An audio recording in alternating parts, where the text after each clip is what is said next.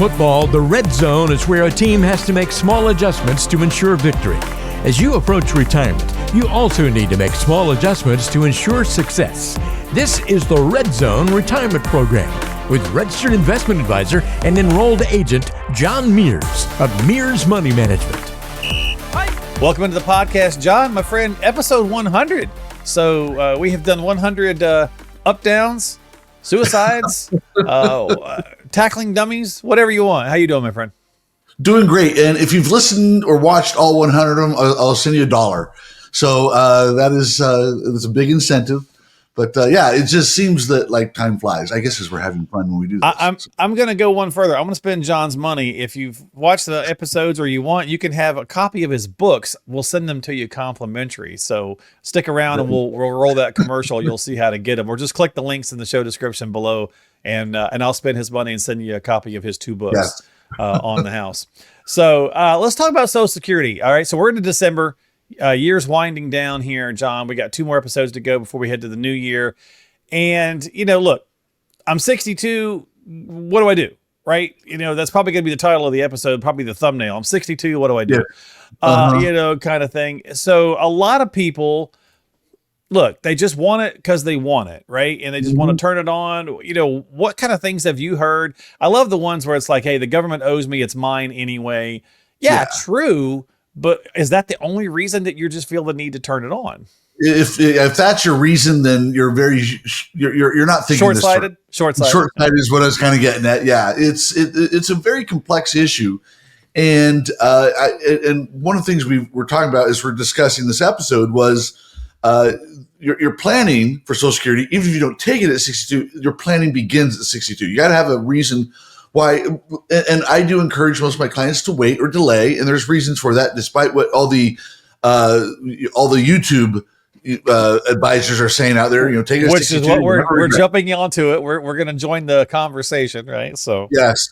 But you see a lot of guys out there saying, hey, take it at 62. You'll never regret it, et cetera, et cetera, et cetera. I will defy that because I can do math. There are things why you should or shouldn't do it. But anyway, if you're not going to take it at 62, I think I have an obligation as an advisor to tell my clients why, though. Because they are saying, hey, it's my money. What harm can it do? There's cash flow coming in right now. All sorts of things why people will want to do it at 62. And we need to discuss that. We need to have an explanation why we may or may not be doing it at age 62. So the planning starts at 62. Okay, so let's, for the sake of the conversation, let's take the because you need it off the table. Mm-hmm. Okay, let's just start there. If you truly need it and know that you need it because you have run the numbers, then let's just take that off the table, right? Mm-hmm. So let's just talk about the advantages of not taking it at 62 or some things to think about it. Why wait, right? Why wait till FRA, full retirement age? Well, for one reason, John, what's it, about 6% year over year? Yeah. So you take a 30% haircut. That's a significant drop. And then if you wait till 70, beyond full retirement age, so from 67 to 70, you get an additional 24%. The difference from 62 to 70 is almost double. It's not quite, but it is almost double your benefit at 62 versus 70. So that may matter. Now, there are some gurus out there that say, well, you can just take your benefit and invest it. Okay, so taking it at 62 and then investing it yourself. Let's talk about that. Yeah, so that's what a lot of these, YouTubers are saying. I've done the math, and there are 3 ways you can look at this. One thing I try and point out to people, if you decide to do this, and I had this conversation with a very, very intelligent guy recently, and he was trying to go through the numbers with me, and he was kind of insisting, I'm going to take it at 62, not 70, John. And I kind of had to, we had to kind of go back and forth on this. First of all, if you're going to invest the difference, or you're going to invest that money, please remember, everybody, the markets are not linear. They're not going to just go up certain percentage points every single year because you want it to. In fact, historically, the stock market has gone down once every 3 or 4 years. Okay, so let's touch on that real fast. So in that investment standpoint, right now, year to date, as we're talking, John, about 16.3% of the S&P 500 is up. Okay, so somebody goes, hey, 6%. I'm only going to get 6 year over year, if I leave it in and wait till full retirement age, to our point. So I can get 16 right now over this course of the year. Yeah, if you're fully at risk, 100%. Correct. And that's one of the points that when I've done the analysis, it was 100% stocks, all in the S&P 500. And so that, again, it's not linear. If I looked at 8-year rolling periods when I did my analysis of this. So if you're looking at 8-year rolling periods, there obviously was the worst time was back in the Depression. So let's just kind of throw that out. Sure. And then there's the best period was around 20%, but that was also during the Depression. And at the low point, and when we climbed out of that, that was extremely high. The average returns, though, over the rolling 8 years from going back 100, 150 years even, going way back, is around 8.8% after inflation. So that's kind of an average in there, which isn't bad. And as you're going to say, hey, it's better than 6%. However, let me stop you for a second. When you go all the way out to age 90, because again, if you're married, the chances of you living to 85 or 90 are actually pretty good. Mm-hmm. If you go out 20 years from 78 to age 90, the difference is around $210,000 if you had waited that money and if you had invested in then that money. So that's a pretty significant difference. So $200,000, I look at it as there's a little bit of an apples and oranges thing here as well. What you've done, if you start taking the money and start investing it, is you have it in a risky investment. The $210,000, I look at it because it's coming from the government and from Social Security. That's basically a guaranteed annuity. But John, it's going out. It's running out of money. It's gone broke. That's where we go next, right? Yes. So there's another issue there, and I always tell people there's a little bit of the sarcastic part of me which says, well, they're going to just print the money anyway, which is a whole nother discussion. Most likely. But when you study the Social Security, how they calculate your benefits, all we have to do is change a couple things. We all know it. The politicians know it. Everybody watching this knows it. We have to change how we do our change CPI. Just it's a subtle difference. And then perhaps the age. If we move it back just 1 year from 67 to 68, basically we become solvent again very easily. So It's very subtle changes, but obviously with the way politics works, anybody that changes it, what's the word that I believe a Democratic a senator from New Jersey said recently? You're going to gut Social Security. That's not gutting it, folks. And really, and again, we're going back to people that are just entering the system right now. Are the people that are going to be, using those new rules? People that are in Social Security right now, nothing should change. I mean, they're just kids on the playground. I mean, we send them there to do a job for us and represent us, but they just act like 7-year-olds fighting over a lollipop on the playground. Yes, and it's either party too. So if the Democrats, it doesn't matter if you're Democrat. Yeah, it doesn't matter if you're Democrat, Republican, Libertarian, or Vegetarian. They don't do anything, right? No, again, it's a political hot potato. It really is. Yeah. So this isn't going to get resolved until the last minute. It will get resolved, everybody. It will. But it's not going to get resolved until 2032, 2033. It's kind of like the government shutdowns, right? Like, I mean, think about this last shutdown. At the time we're taping, everybody knows we had this historic 43-day shutdown. Mm-hmm. Did the market care? It did not care. Matter of fact, it set all-time new highs because at this point, I think most people are like, oh, God, they're doing it again. They're going to fix it. In whatever they're just using it to play their game of who gets what, when, where, what, that kind of thing. So I think it kind of feels that same way with Social Security because this has happened before, right? I mean, it's not like this happened under the Clinton administration. They made changes. That's when it went from the 50% to the 85% taxable amount, right? So they're going to make some sort of change. So anyway, back to the math. So you're talking $200,000. A bit more guaranteed than the risky of throwing that into the market. Correct. It's also inflation protected. Okay. So this is what what I think is pretty valuable that we kind of throw out. Now, again, after we do all this analysis, there may still be reasons why you might want to take it earlier. And one of the reasons might be that again, budgetarily, you may want to do it, or the lower earning spouse may want to take it at age 62. And then when the spousal benefits kick in, they can start taking the spousal. Now, by the way, if you take it at 62, your spousal benefits are also reduced, but it's still the math may still work out at that point. So it's that's still a strategy that a lot of couples should look at, right? Because whoever's making the more money over the longer period, try to extend that, right? Take it later, take the lower one early if you really want to, kind of go that. But again, run the math.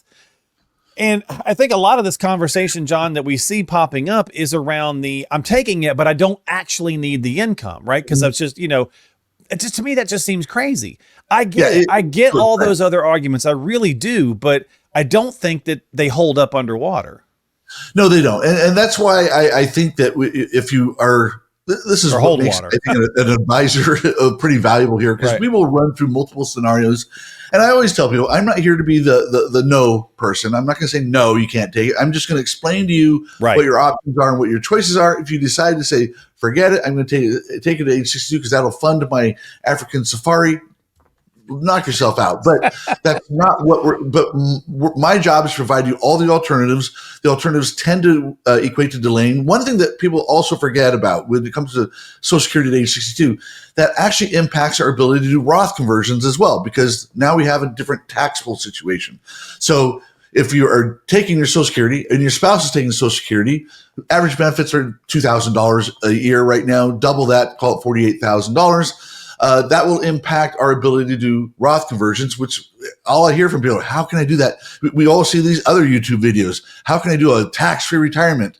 And we lay it all out how to do all that. And there's a lot of spreadsheeting going on. Well, if you're taking Social Security right now, that impacts our ability to do Roth conversions. It just does. Okay. So we have to know where that's going to fit in. I am a nerd. I do spreadsheet it all out, but that's another reason why I'd say, hey, not so fast, my friend. Social Security is good, but we have other things. We have bigger fish to fry right now. Okay, that's a great point. And it made me, when you said that, it made me think about something too. So like if you're taking it early, we establish you're taking the haircut, right?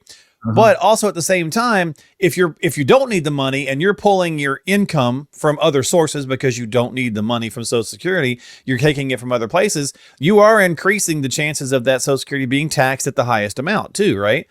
Correct. You nailed it right. Yeah. Yeah. I mean, so to me, sometimes- I mean, there's like three reasons right there where it's like, okay, right off the bat, that maybe doesn't make a lot of sense. Yeah, as we're trying to navigate the waters here, and again, this has to be done mathematically. It's Right. not something you're going to get off of a YouTube video, and it's not something you're just going to do on, hopefully, on a whim. We actually do have to crunch the numbers. But yeah, if you're experiencing taxable Social Security, that's easy because, again, if you don't need it and you're getting income from other sources, and there's just fun money to go on your African safari, it's being taxed. And so Just know that. Yeah. just know that it's going to be taxed. So when we see these, again, YouTube videos that say how you can have a tax-free retirement, one of the things we try and do is avoid taxable Social Security because we're taking money from a little bit from a taxable IRA up to the standard deduction amount. Then we have money from our Roth, which isn't shown up anywhere. Then we have our Social Security, and then we take our capital gains, which are at a 0% rate, depending on your income level. Those are the things you can do to avoid taxes. But again, if you're just doing things on a whim, you've just kind of screwed up all these other things here. Okay, now And wouldn't that bring Irma into play too? And then Irma, yes, Aunt Irma is also in play here as well. So there's so many things that are involved here, but it is possible. So these YouTubers will say, hey, it's possible to have a tax-free retirement. That's true. But it has to be very, very carefully orchestrated. You can't just go out. Hey. I mean, it's not like, 60, if we turn 65, we all get what we would love is if we turn 65, we all get a gold watch and we all get, a retirement account, or a money account for the rest of our life. And right. So we get all these different pieces. And oh yeah, by the way, you get, everything's tax free or whatever, right? But it doesn't work that way. You have to plan for it. They don't give it to you as a retirement gift. It'd be great, but it doesn't happen. No, it does. It does not. So yeah, the government always has its hands out, and again, tax prep on all this is also can be very complicated. And I was just talking to a client yesterday about QCDs and the qualified charitable distributions with her RMD. She doesn't need her money with her RMDs. This woman has done very well. She doesn't need her RMDs, and she was like, "Well, I have to take this money out." And I go, "Well, you can save about $5,000 a year by doing QCDs." So there's so many things. And she's like, "But I can't do that on tax. I can't prepare my own tax return." I'm like, "Well, you could, but now we're getting into weird areas too." So there's so much involved here. Again, with a Social Security decision, I tell people all the time, don't do it without talking to me. I've had clients do this. Hey, John, by the way, I turned it on. Yes. I've had this happen several times. Despite the fact we've had this conversation, people are going to do what they want to do. And again, I'm not going to yell at them. I'm just going to say, well, this is what you've lost, or this is what you've forgone. And getting back to the issue of taking that money and investing it, in all my years, I've had zero people that actually could have the discipline to do that. None. That's not saying that whoever's watching this, you're not going to be the first person to do this. But the reality of it is when people have extra money, what does everybody do? They spend it all. Yeah. So it's just the way life works. And so this is why I talk to people about, really knowing what you're doing and planning ahead of time. And if the self-discipline issue of taking your Social Security benefit and investing it it's a harder thing to do than you think it is. Yeah, for sure. Well, look, at the end of the day, right? I mean, it's got to be the mathematical question. There's so many emotional questions so many emotional responses that we have when it comes to our retirement strategies and planning and our money. This is one where you got to pull the emotion off the table and not say, well, the government owes me, or I'm getting it before it runs out, or whatever. Run the math, because you could be talking tens of thousands and depending on how you run it out, up to $200,000 potentially. Yes. Now, I will say, John, there is a flip side. I was talking with an advisor the other day, and he was sharing an example of where the clients were hell-bent on taking it at 70. And when they went through all the various calculations and all the pieces and everything that they had going on, it actually did make more sense to take it at 67, not at 70, right? And Yes. and once they showed it, especially from a taxation standpoint and some other stuff, they were like, oh, okay, well, cool. Well, then let's just do that, right? But again, Yes. they let the math dictate that, not their plan. Absolutely. And I've run across that as well, especially when you're looking at spousal benefits and we're trying to coordinate that, because you get your maximum for a spousal benefit. It doesn't behoove you to wait till after 67. So it just there's no need for that. So if you're I think that was coordinating part of it. Yeah. Yeah. So at that point, because waiting until 70, your spousal benefit isn't going to increase because it's based on full retirement age, not the benefit the higher earner gets at 70. So it's based on the full retirement age. So in that case, hey, we'll just do it at 67. Again, this is math that we're having to do. We're having to do the research. We're having to figure this out. And again, I will present to clients this, and this as the scenarios, and this is what the difference could be by the time you get to age 85 or 90. People remember the Social Security is also for longevity risk. Social Security also, in that for the discussions we've had before, that means if you live too long. Yeah. And then also, I tell people all the time that Social Security isn't just for you; it's also for your spouse, so that your spouse is part of the thought process and the calculation as well. And taking it at 62, you've also just hamstrung your spouse when they need to take when you pass, and they're going to take your benefits. So there's a lot that goes into this. Again, it goes beyond the emotion and trying to figure out what the best pathway to go is. It's not always 70. It's rarely 62, but it can be. And sometimes it's 67. It's just, we got to figure it out. And don't forget, folks, when they say there's 10,000 or 6,000 or whatever the number is claiming options, that's because every day past 62 is a different set of math, right? Mm-hmm. If you're 63 in 3 months or 64 in 2 days or whatever, right? That changes all of that stuff too. So before you do anything, why not run the numbers and find out? Right. Just do the math, especially when every advisor I know, and I know a lot of them, do complimentary consultations. That needs to be part of the equation as well. So if you need some help, book a chat with John.net. We have that popped up there on the screen. We got all the links in the show descriptions below. So go check him out, reach out to him. And as promised, here's a way to get some free books on John on his dime. So with that, we'll come back. Well, we won't come back. We'll just say we'll see you next time here on the podcast. Coach, thanks for hanging out on Red Zone Retirement Program. A lot of fun. Yeah, man. And leave us a comment if you've got thoughts on below. If you want to kind of challenge the math a little bit, leave us a comment. And John, I'm sure we'll get back with you. I'm prepared to challenge it as well. He's ready to nerd out, folks. So we'll see you next time here on the program. Thanks for hanging out. Bye-bye. John has a couple of free books, Diffuse and Tax-Free Retirement in California, that reveal exactly how you can experience zero taxes in retirement and overcome the IRS lien on your 401k, IRA, and 403b, which could threaten your future lifestyle. These are complimentary, so all you have to do to pick these up 100% free is just stop by RescueMyRetirement.net. That's RescueMyRetirement.net. Fill in the basic info and he'll ship those out to you immediately. That's RescueMyRetirement.net for a copy of Diffuse and Tax-Free Retirement in California. Advisory services offered through Mears Money Management, Inc., an RIA registered in the states of California and Texas. California Department of Insurance License number 0685203.